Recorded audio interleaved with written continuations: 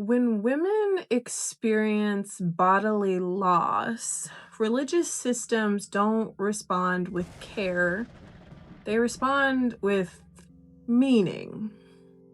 Today's video is built around a real pattern that you've probably seen before in churches, in families, and even in Am I the A-hole posts.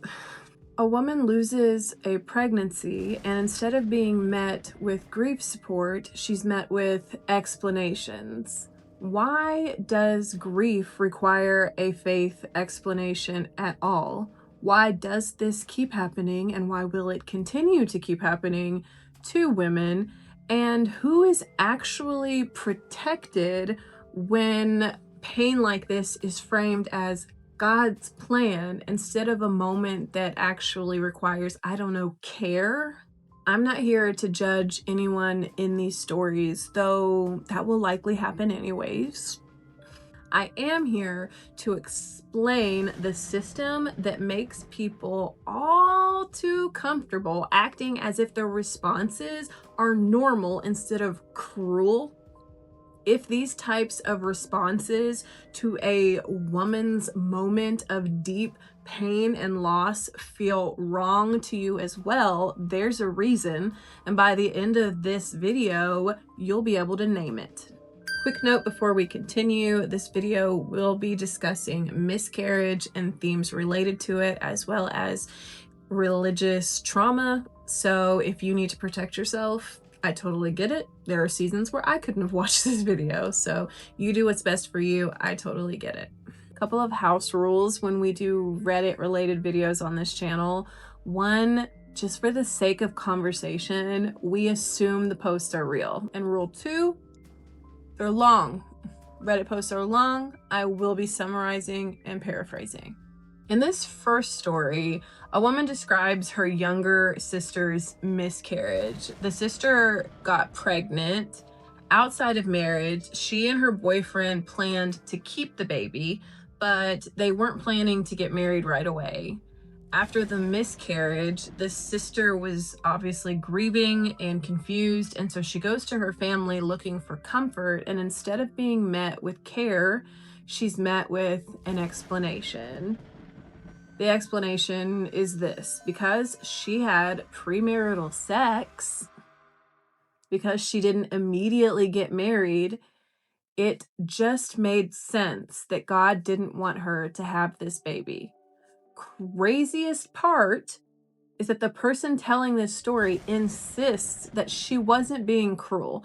She says that she was just being honest. She says that she was just stating a fact. That distinction matters a great deal because what's happening here isn't honesty. And it sure as hell isn't fact. What's happening here is moral enforcement. What's that? What's moral enforcement? Great question. Moral enforcement is when a system looks at your pain and says, okay, but what did you do? Moral enforcement is when religion looks at grief and thinks, great, a teachable moment. A successful pregnancy then gets treated like approval, while a miscarriage is treated like divine judgment. This turns grief into this disciplinary moment where her body is literally the report card, and the church grades it. Notice what's missing in this exchange. There's no concern for her physical pain. Miscarriages are often very painful. There's no mention or acknowledgement that miscarriage is common and biologically complex. The only thing being evaluated is whether her life followed the rules. And they're not even good rules, they're weird rules. This isn't grief care, this isn't love or support. This is just plain and simple behavioral correction. Let's discuss meaning versus caring and why this response shows up so often. Care requires uncertainty and sitting in pain that you can't fix. Care requires that you admit that you don't have an answer. Meaning doesn't. Meaning gives you certainty and it restores hierarchy. Meaning seeks to turn loss into a lesson. And they'll admit that. They'll make that the title of the sermon. Turn your loss into a lesson. When someone says this happened for a reason, they aren't actually addressing the loss. What they're actually doing is trying to stabilize their belief system. They're protecting the idea that the world is ordered, fair, and morally legible, even at like the expense of someone who is actively grieving. Meaning is safer than care, and control is easier than compassion. I'll pause here and explain why this matters to me personally without turning this into some kind of damn testimony. Don't worry. Calm down. I lost 3 pregnancies while I was a Christian, back when I was a Christian.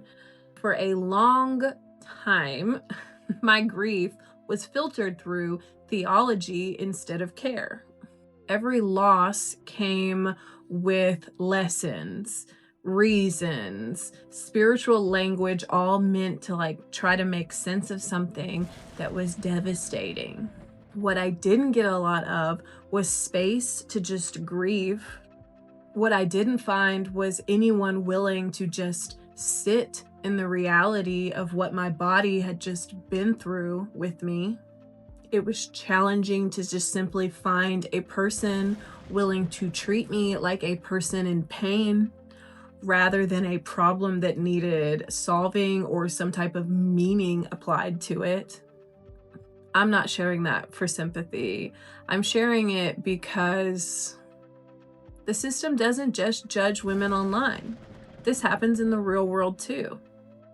And it also creates a culture that trains women to judge themselves in the same way. I will share a couple really kind, touching things that people did for me when I was grieving that really mattered. One, I had one friend who sent me like a bouquet of flowers, and then she had like a bracelet made for me. The most significant though came from one of my younger sisters. It was the morning of Mother's Day, and it was the first Mother's Day after the loss. My little sister called me up out of nowhere, so out of character too, and she was like crying, and she just said, I just wanted you to hear Happy Mother's Day today. Not explaining it away, not telling me it was all part of God's plan, just acknowledging something sad happened to you, and that makes me sad, and I'm here with you. That's it. People immediately clocked what's happening in the comments. I found it really encouraging as someone who's been in this lady's shoes. Some point out the obvious that religious belief is not the same thing as a fact. Others share their own miscarriages, including women who followed every religious rule, married, were abstinent, doing everything right. Actually, my pregnancies, technically I did everything Christianly right, and some good that did. And a lot of commenters do say something interesting but not surprising. They say this has to be fake. I think that reaction tells us something, because this story didn't come off as fake to me at all. So I think it tells us something, not that this behavior doesn't exist, but that people want to believe that it doesn't, because it is deeply upsetting to confront just how easily cruelty can wear the language of righteousness, right? Like you just want to believe that's not happening, but it is. So here's the verdict. Here's my final judgment. I said I wasn't going to judge, but I don't know, I lied. When women's bodies fail to perform correctly, religious systems rush in to just assign meaning instead of actually offering any care. And I think what that actually does is simply protect the belief system, not protect the woman. Therefore, I judge this asshole behavior. And that brings us to our next story. This is my definition of a palate cleanser. Welcome to story 2. So this one is more socially acceptable, and because of that, it's actually more common in my experience. So in this post, a woman describes 2 pregnancy losses. The first was a miscarriage. The second was a partial molar pregnancy, also not viable. So after both losses, her mother-in-law responds the same way. She tells her that it was God's plan. And the poster doesn't describe her mother-in-law as cruel. She actually says the opposite. She says that she thinks her mother-in-law is just thoughtless. Both can be true. Both can be true. Then, months later, during a family brunch in public, her mother-in-law says something else. You would have had a baby today. It was the due date. After that, the woman decides that she doesn't want to go on a family vacation with her mother-in-law. Her husband pushes back, seemingly not because he doesn't understand why she's hurt, but because it would be inconvenient for him to have to watch his 4-year-old on a vacation with his parents. This story matters because no one's breaking any rules here. There's no punishment going on here. Like, you can't say, oh, well, you didn't do this, or oh, you did that. That's not the case. There are no accusations or explicit judgment, but nevertheless, still harm, because God's plan isn't being used to support her. It's being used to move her grief along. And when grief gets managed instead of held, the person experiencing it, the person grieving, they get lost in the process. This is what people mean when you hear the term spiritual bypassing. Spiritual bypassing is when spiritual language is used to excuse or explain away anything that might cause emotional discomfort. It's so annoying because it sounds gentle, it sounds comforting, but what it actually does is redirect attention away from the pain. When someone says this was God's plan, what they're often saying is, I don't know how to sit with this. Rather than just say that, at least that would be better. Good God. So this explanation as to why this terrible thing has happened to you, it becomes all about their comfort, not the person who is actually hurting and grieving. Another important layer that I think people often miss is timing. So grief doesn't follow social schedules, right? So sure, you may have a beach vacation coming up, mother-in-law, but grief literally doesn't give a shit. It literally doesn't. It doesn't care if other people are ready to just move on. That's not how it works. And casually mentioning a due date, especially in public, isn't neutral. It's definitely reopening a wound. And then the audacity of expecting somebody to just be cheerful and excited to vacation with you 2 weeks later, no thank you. It's just not healing at all. It's pressure. It's just people putting unnecessary pressure on a grieving person. The comment sections, they again clock this pretty immediately. People weren't debating theology as much as naming responsibility. A lot of people brought attention back to the fact that the real issue here isn't even the vacation, because that's the big, am I the asshole for not going on this vacation? And that's not even the question. It's, why can't your husband manage his own freaking family and their chaos? Why? Another common theme in the comment section was just the reality that you don't owe access to people who are just going to reopen up your grief. Even if they didn't mean to, even if they are not bad people, intent does not erase impact. This is literally a lesson I have with my small children. I'll put it the way I would put it for them. If someone steps on your foot on accident, even if they didn't mean to, your foot still hurts. We don't decide harm based on intent. We decide it based on outcome. This is one of the clearest markers of healing for me personally, is that I just no longer accept explanations that require me to like shrink down my trauma and my pain and my grief just so that other people can feel more comfortable. Just no thanks, not anymore. I don't need my losses explained to me, thank you. I need them respected though. So here's my verdict for the second story. So this one's not as much about punishment theology as that first one.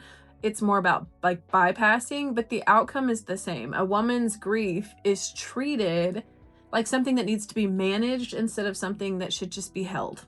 It's a different tone or flavor, sure, but it's also the same system full of, you guessed it, assholes. When religion responds to women's losses with meaning instead of care, and that's whether they do it loudly or politely, the damage doesn't change. And that's the pattern.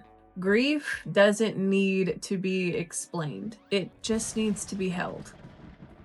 And when systems rush in with meaning instead of care, what they're actually doing is avoiding discomfort, not helping somebody who's actually hurting. That's why so many women walk away from these moments, not just sad, but also feeling alone, like their pain was inconvenient, or like it needed to just hurry up and make sense so that everybody else could move on. And what I've learned slowly and not at all easily is that healing doesn't come from answers. It comes from time and it comes from rhythm. I found most of my healing in having small, repeatable ways of coming back to myself, back to my body, back to my nervous system, back to my own needs, and not having to justify them. And that's actually why I built what I'm about to tell you about, because so many of us were raised and taught to live in constant reaction mode, in hustle mode, or in I'll do it later mode. And when you're coming from grief or religious pressure, later never really comes. Never. So I write a completely secular newsletter called You Needed This. It has nothing to do with religion, theology, or spiritual pressure, but it is a weekly pause. It's a place where I help people build little rhythms of rest into your real life, so that rest, self-care, and even pursuing your dreams, those things shouldn't feel like afterthoughts, and they won't anymore. I help teach the rhythms that help make those big things simple habits. And when you sign up, I'll send you my 3-day rest reset challenge. It's a 3-day challenge where each day you add one new small habit. I have 3. You add one a day and they stack, and they are small and so simple, but they are so profound, like the impact they have just on your mindset and your attitude, your outlook. It's nothing intense or performative. I promise. It's just simple habits that can have a really meaningful impact on your mental health and your perspective, especially if you're tired of always living in reaction mode.